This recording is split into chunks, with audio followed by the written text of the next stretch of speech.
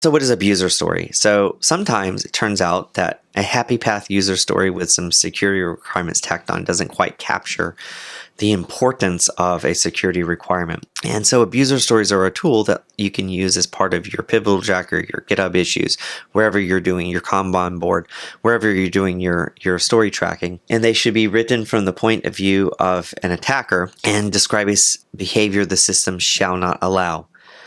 So in general, I recommend starting with an objective, such as from our threat modeling exercising threat or damage, and work from that point.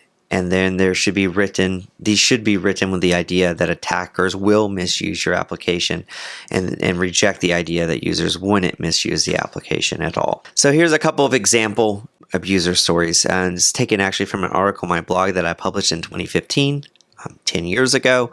I invite you to check that out. So we can have the curious editor. So this goes, as an authenticated customer, I paste HTML that includes JavaScript into every field possible just to see what will happen. The story exercises a cross-site scripting vulnerability, which is one of the OWASP top 10. It's been rolled into some different topic, but it's still there. And that stems from the unsafe handling of user-supplied inputs. My absolute favorite, the URL tweaker. As an authenticated customer, I see what looks like my account number, 1337, the most elite account number there is. So I change it to another number to see what will happen. Hey, what happens if I change this to 1338? Bam! I got someone else's information. This is a direct object reference. It happens all the time, and it happens when your application does user authentication. Like, hey, Frank, you're allowed in, but doesn't do authorization.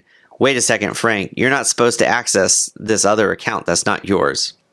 And it does help reject the refrain that no one would ever do this. This sort of enumeration attack has happened throughout history.